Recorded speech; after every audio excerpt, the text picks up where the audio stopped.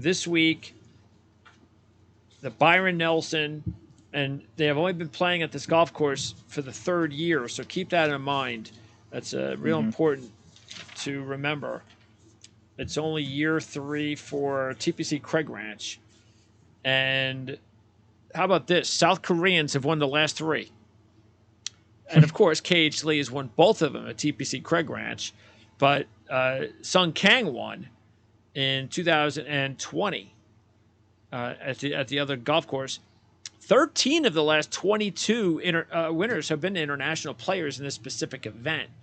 And another South Korean was in the mix in that 13 of 22 and won. And that was Sung Moon Bae. And the thing that everybody, and by the way, we just talked about the winning scores for the PGA Championship next week.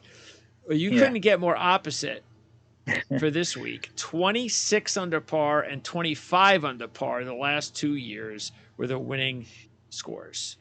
So, yeah, I don't have a whole lot to say about this course. It's pretty nondescript. I mean, it's wide open. The rough is not punishing. It is on the longer side. I mean, it's almost 7,500 yards, and we do get 35% of approaches this week come from 200 plus yards versus the tour average of 23%. So it's a long course. Like you said, it's easy.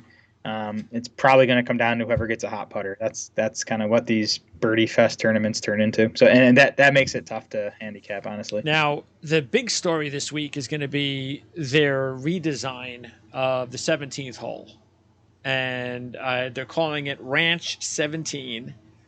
And they are really hopeful that it is going to be something similar, not equal, of course, but similar to the 16th at Phoenix. So it is an enclosed par 3 stadium.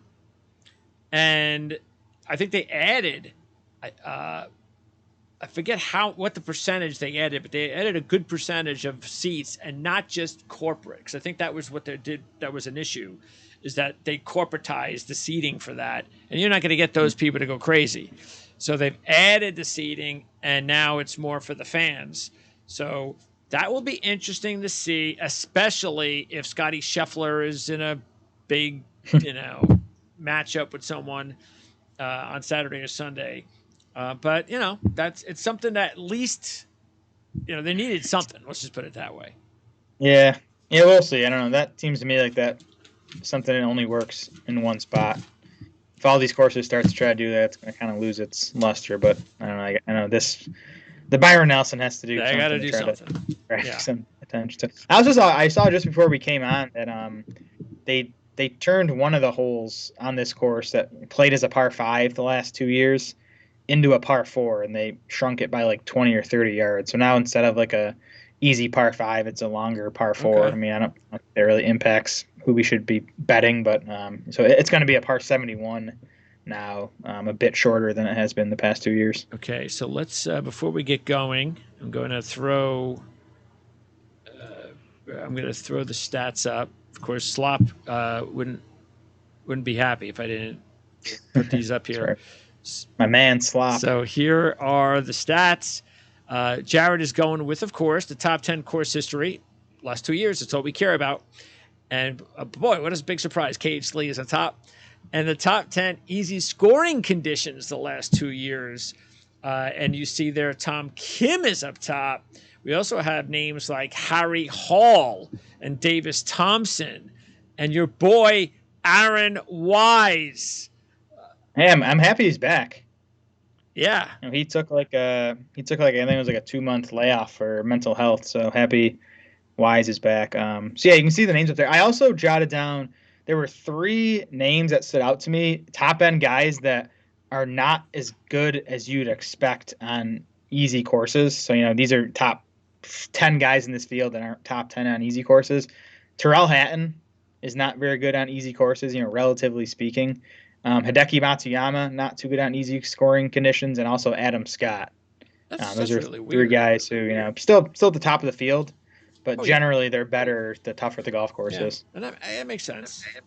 Yep. That's a lot of times they get to these, their brain just isn't focused enough, and they need it to be. So yeah, I can see that. All right, so let's take a look now at now again Scheffler. I can't. In my opinion, and I'm not going to stop anybody from putting money on Scheffler. Especially, we can always start as we do it one and dones. You can't do it. This is just a regular event for one and dones, right? Yeah, it's a one of the lower prize pools of the year. So look, you can try. Look, if you tried to steal one at Mexico with John Rahm, you lost, and that's exactly why. Even though it was a much easier field, and you did have someone like Finau right there who actually won, but that's the point: is that why bother? Why? And I think most one and done people understand that. So. Mm-hmm. And as far as picks, again, I think the best thing to do is just parlay them. Is take a look at who you like next week. Like, let's say you got 5 guys you like next week in the PGA Championship.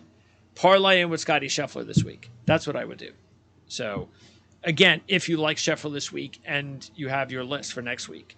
And I know you agree with that because you don't even like taking players in single digits, let alone 3-1.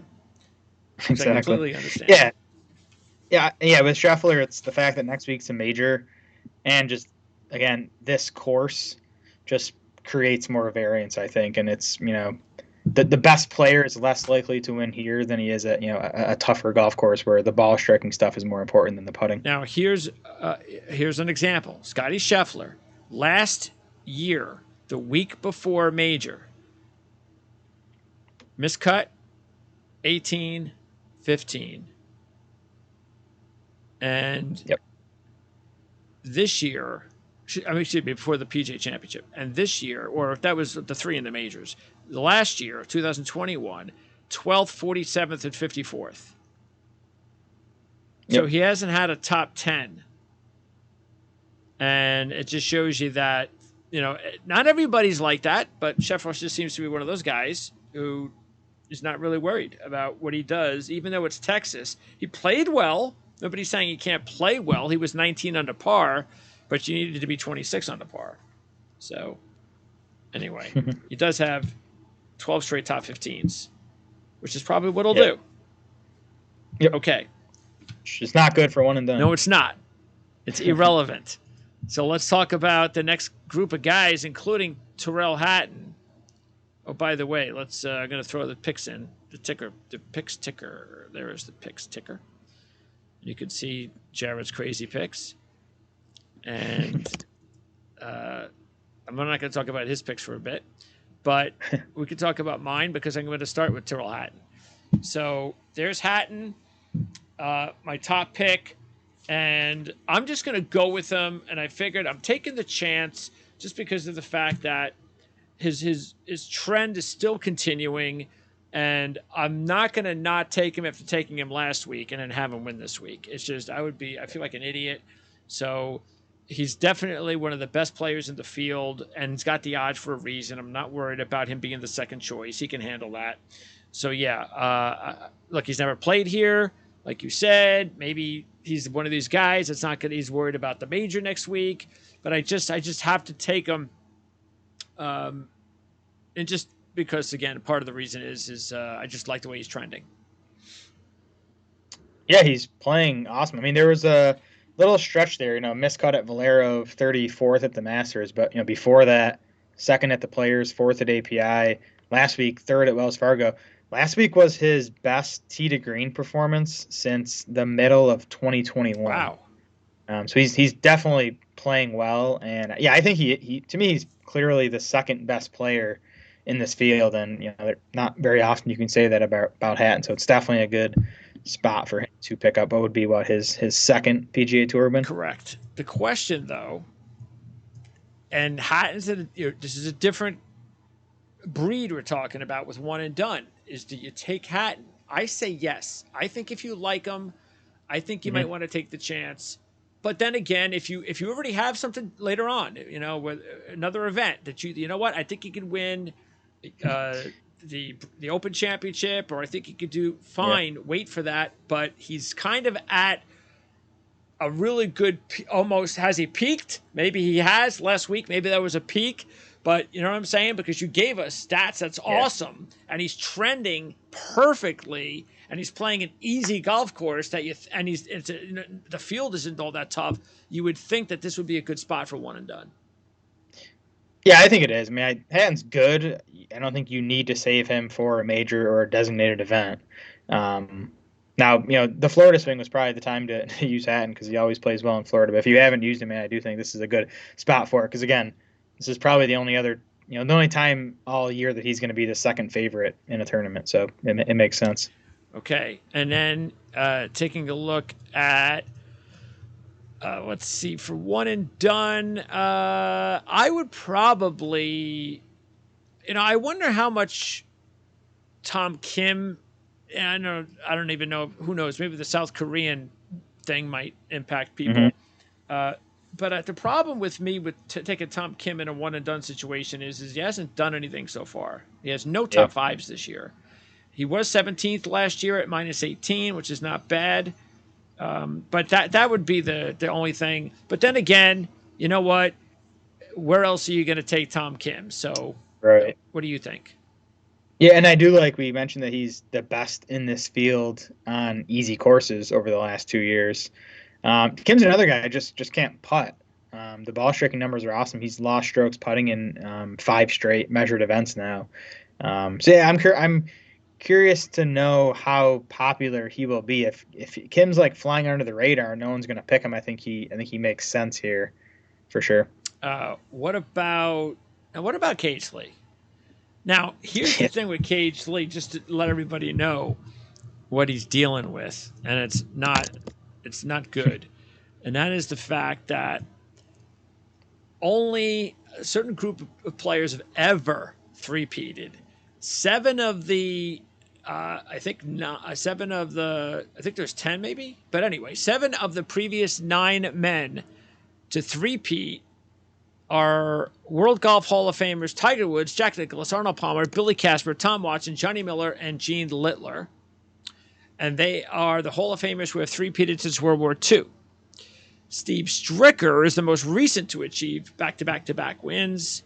He won in the John Deere Classic from 2009 to, and I remember that, in 2009 to 2011. It doesn't happen very often, and so that's what he's working against. Yeah, I mean, I don't think the fact that he won the last 2 years makes him less likely to win this. I just don't think he's, what is he, 22-1 on the odds board? Like, I think, he's not the 5th best player in this field, which is what the odds are telling you. So I would guess he'll probably be more popular in one and done than he should be. So I'm not going to use him in one and done. Yeah, he would. Because you're not going to take him anywhere else. And look, if you've got a lot of wins in one and done, you just want somebody to hit you in the top 5. Why not? I mean, obviously he's very good on the golf course. Now, another guy that I think is a serious contender is Hideki. Mm-hmm. Hideki, he hasn't won in a while, so I think that would be important. And, he was 3rd last year, and he's playing okay. He's starting to play better. So what about Hideki for a one and done? Yeah, I think he makes he's in that range where I might want to use him for something with a bigger prize pool. So you think, okay, let's keep this hot streak going and get even hotter. Yeah. Okay. I mean, I also think he's fine to pick here because, like you said, he has played well here in the past, and he's playing well coming in. He withdrew from an event though, didn't he? Yes, he withdrew from I forget which one it was, but was that injury related? Yeah, but that's what we were. Remember, we were talking about it, whether or not he's apparently better. So okay, that's we've been. That's always my concern with Hideki is the injury stuff. Yeah. But if he's healthy, now what he's even not a bad bet. He's still 22-1 on DraftKings. That's if you do want one of the favorites, which I avoided that group this week. But if you do want one of the favorites, I actually think Hideki at 22-1 might be the best value. He's my second pick, by the way. There you go. Nice pick. Kuchar and Scott. What about those two for one and done? Because Kuchar uh, Yeah. is you're looking at a guy. By the way, that number's dropped from 35 to 1. 12th and 17th in his 2 appearances, so that's what you like. Talked about how good he is on these easy golf courses. He's Yep. playing really as good as you can expect Matt Kuchar to play. 23rd last week is strong. 3rd in Texas a month ago. So and Matt Kuchar would like nothing better than to get his game going. Matter of fact, this is the highest he's been ranked since mid 2021. Yep. Scott, meanwhile, if you're thinking about him for one and done, he's coming off the 5th last week, which is his first top 20 of the year. He was 16 under last year, 32nd. He did have back-to-back 5th place finishes last year. That was during the playoffs. So this is the first. So whether or not he can put back-to-back top 5s together, well, we'll see. See, the thing, I almost picked him, but I couldn't. Just couldn't fit him into my formula. I'll put a few bucks on him because the thing with Adam Scott is this was clearly his best week on Sunday. The thing is was that just a week, or did he find something? His irons were really good last week. Looking at the numbers, they hadn't been for the past month and a half. So I'm not sure what to make of it. And I mentioned before, Scott, not very good, relatively speaking, at least on easy golf courses. So I'm not going to use Scott for one and done. I am going to use Matt Kuchar on one of my teams. Okay. He's a guy that I'll burn him here at a lower purse event. I'm not worried about. I'm obviously not going to use him at something designated or a major. But he's playing well, like you said. I like that he played well at Valero, the other Texas event, or one of the other Texas events. And he's played here. He's played well here the past 2 years. So I think this is a good spot to just use Kuchar on one of these lower end tournaments. And by the way, the only other player I didn't mention in this group is Jason Day, and something's off. Something's off with Jason Day and Victor Hovland, but worse for Day. Day missed the cut last week, and ever since the 3rd round at the Masters, his last 4 rounds have just been nothing like his season. The year, I should say. The year has been fantastic until the weekend at Augusta, and then all of a sudden something's gone on. We don't know if it's an injury. He's still playing, so that's good, but he's off right now. Yeah, I kind of thought maybe he just was exhausted by the time he got to the Masters because he did play so much golf in February and March, but he had a bunch of time off before the Wells Fargo last week and did not play well, missed the cut, lost strokes on approach. So kind of wonder if Day missed his window to pick up a win when he was playing so well early on in the year. All right, so that would be it then for one and done? No other players that you would consider? Yeah, I think I'm sort of looking at I'm going Kuchar for sure, and then my other one I'm probably going to go either Hatton or Tom Kim. Okay. All right, now as far as the picks, we'll keep going. Again, Hatton's my top pick. Kuchar's my second pick. So we got through that. And then Matsuyama's my second pick. Excuse me. So Matsuyama's my second pick. Kuchar is my third choice.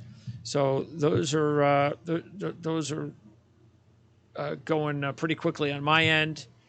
And unfortunately, with Spieth withdrawing, the odds are dropping pretty fast. Next up, and as far as the list of players, let's talk about Seamus Power, because he's my next guy, my fourth choice. And Power,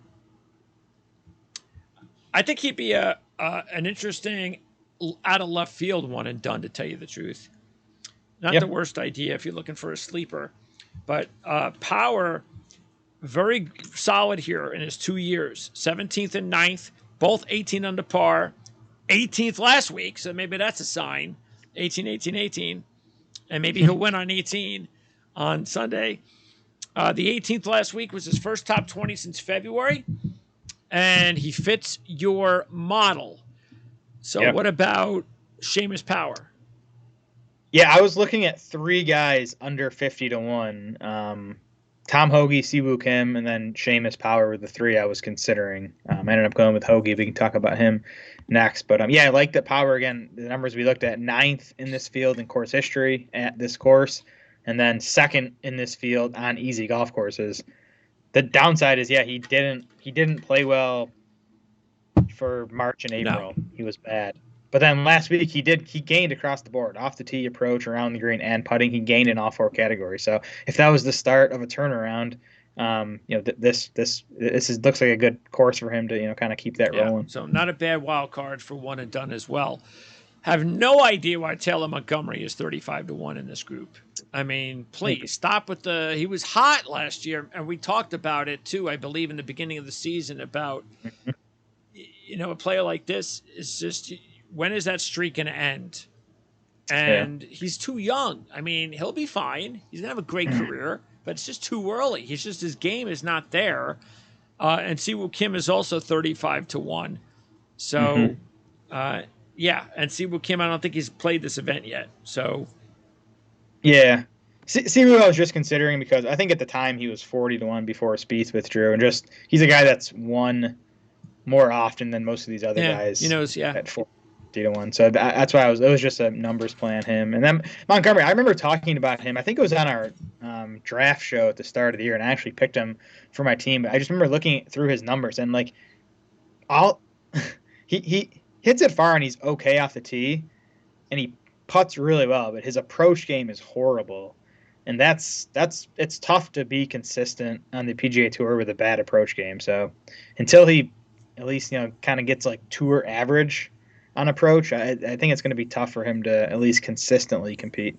And before we start with Jared's top pick, I want to remind everybody, because I don't say it enough, talk about subscribing to the channel, but definitely if you enjoy our content, hit that like button. That's real important as well for us to grow as a channel and to get the word out. Make sure to share the video as well. That's all real important. And the more we can grow, the better information we'll continue to provide you guys. Tom Hoagie is your top pick. The guy out of left field, not because he was 17th last year at 18 under par, but because in his last three events heading into this week's field, miscut 59. So why Hoagie? Yeah, I mean, the event before that, he was third at the Players. So it's a brief run of a struggle a bit for Hoagie. But I mean, in this field over the last 12 months, Hoagie is second best in stroke gained approach, and he's the best in this field on those long approaches from 200 plus yards. And then we go back to the easy courses list, and he was sixth best on there. So, and look, he was, again, as I said, 17th here last year at 18 under par. Yeah, so I'm willing to overlook the poor play for the last couple tournaments, and you'll give him a shot at what is he? I think he's 40-1 now, right? Yes. Yep. What did he drop any? Well, yes, 40-1. Yeah. Yep. Yeah, I would still. I got him at 45. I would still bet him at 40. Let's see. So just taking a quick look last year. So when he finished 17th last year, yeah, because look at this. Last year, before playing the Byron Nelson, miscut 32, 33, 58, 39 miscut. Not exactly playing all that great, and still had a solid showing at the Byron Nelson, finishing 17th. So don't worry too much about how Tom Hoagie's playing into this event. All right. Next up, we can talk about your next pick, because this is a guy that I was actually thinking of taking as well, and that's J.J. Spaun. And yes, I think this is definitely a good week to take him. If you take a look at Spaun, he was a combined 26 under par in his 2 years here, coming off a solid 27th last week. And let's not forget, he won the Texas Open last year. Yep. Yeah, and that fact is what kind of put me over the edge to bet him, the fact that he won in Texas last year, and the fact that the results have been just okay lately, but like the ball striking numbers have been solid, especially on approach. And Spaun is generally, you look at the numbers from the last 12 months, like he's a good approach player. So I think 55 is a nice number for him in this field. Totally agree. Good pick. Next up, forget about. I mean, Minwoo Lee's game has kind of gone to left field. Meredith Yeah. McNeely hasn't gotten his game going at all. The one guy that I think, or a couple of guys I think are interesting that I'll probably throw a buck on, Jaeger. I'm all right with Jaeger when he's at this level. He was 55-1 earlier today before the Spieth WD. And remember, Yep. he knows how to win. He's got 6 KFT wins. He was 38th here last year at 15 under. He's made 7 of his last 8 cuts, 27th last week. So this is, I think, the week to put a buck on him. And I almost bet this week as well. Benny On, you got the South Korean deal there, but he's ranked 144th in the world. That's his best ranking since late 21. He did miss the cut last week, but he was 6th at Texas just a few weeks ago. So Benny On and Steven Jaeger are a couple of guys in this area here that I'll put a buck on at least. Yep, Jaeger was probably the last guy off my list. He's another guy. I'm not even going to count these. He's lost putting in close to 10. He's lost strokes putting in close to 10 straight events now. Okay. That's the only thing that worries me because, like, again, at a course where you got to shoot 2,500 to win, you're going to have to make some putts. So he's going to get maybe hot. He finds. Yeah, he's got to get hot because the ball striking is awesome, especially the last 2 events. He's gained 10.5 and then 8.6 strokes tee to green his last 2 events. So that's really strong. Wise, by the way, is in this area as well. But I mean, when you're dealing with whatever he's dealing with, I think this is more of just the fact that he's won the event, not the golf course, but he won the event in 2018. 23 under par combined the 2 trips here shows you that, yeah, if he was playing better, but you know what? If he was playing better, it'd be 20-1 or something like that. But even at 50-1, I just don't see. You got to get a couple of weeks under his belt. Yeah, for sure. I'll be watching him closely and hoping for signs of life because he was struggling badly before he took that leave. But if we see some signs, I'll definitely be hopping back on the Aaron Wise train. In 60-1 area, Bramlett was someone I was considering. He's played well here at both years. 7th in 2021. And that's important because it tied a career best PGA result, which actually he tied earlier this year at Pebble when he finished 7th. So that's interesting. 40th last week. 10th at Mexico a couple of weeks ago. So I thought, and we talked Bramlett earlier this year, so maybe he's coming back around. This isn't a bad idea for a buck on Bramlett.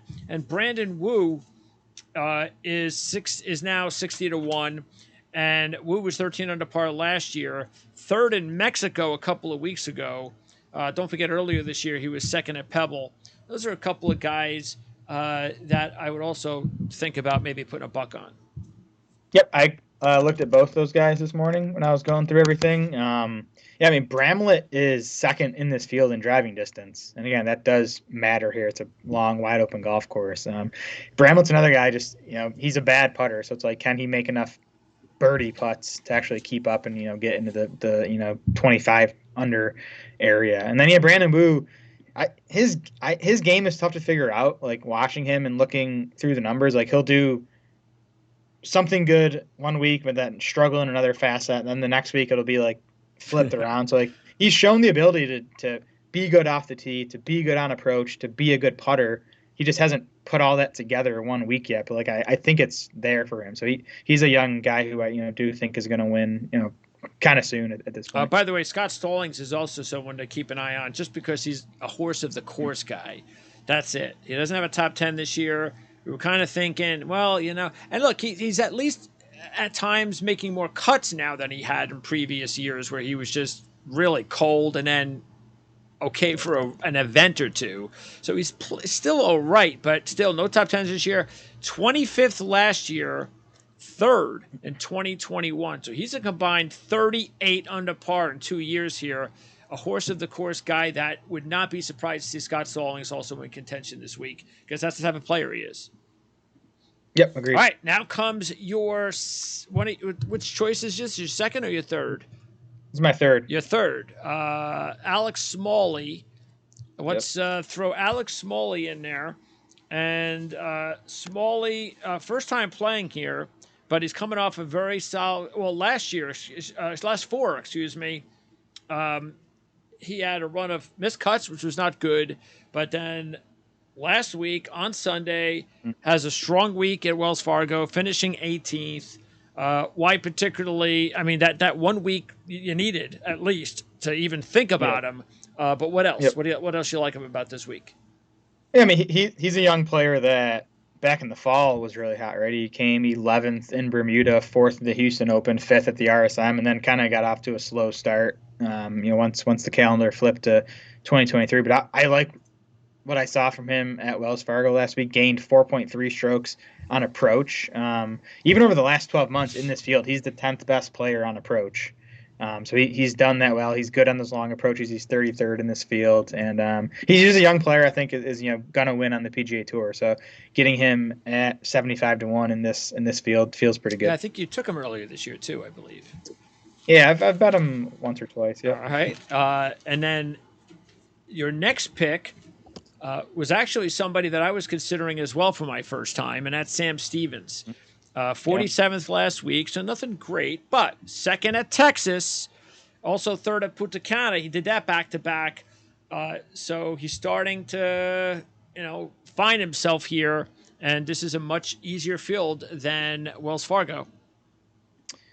Yeah, and I think we briefly talked about him last week and just how he's good on those long approach shots, and he's just been good on long golf courses in general. And again, this is an easy course, but it's still a long golf course. So I do think his length off the tee and on those long approach shots, makes this a good course fit for him. A player that I was considering, and I'll probably throw a buck on. He's at 70-1 now, and that's Michael Kim. Michael was 7th last week, and he's made 6 straight cuts. And this is a guy that if you have only been really following the sport for the past 5 years, you have no idea who he is. That's because he won the John Deere back in 2018, and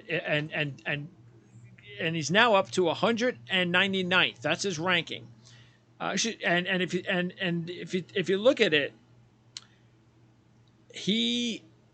let's see, where is he? He is. I don't know. I just want to make sure I got my math right. What ranking do you have him at?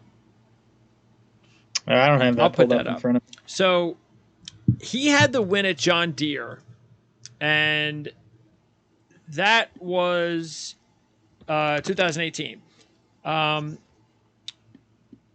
if you look at it, his ranking was 1,179 in the beginning of the 2022 season. Okay, that's just nowheresville. He made his comeback starting about July of last year, and he got up to 333rd this year.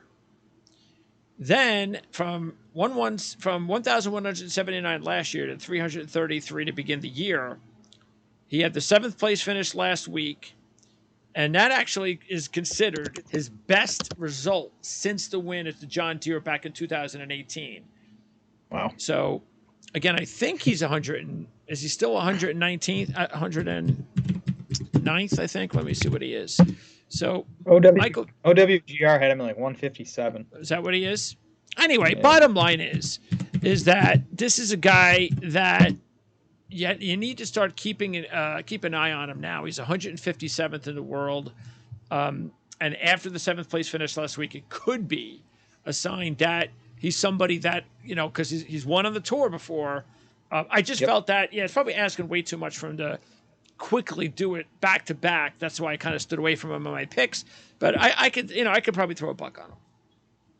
Yeah, Kim has gained on approach and putting in 5 straight events. And I think that's kind of the formula you need to win one of these low scoring tournaments. So also, let's see. Here's another player or two. You picked one of them at 80-1 right now. One's Mark Hubbard, who I'll throw a buck on because Mark Hubbard combined 29 under par at his 2 visits here, and in his last 3 events, 27th last week, 18th, and 11th.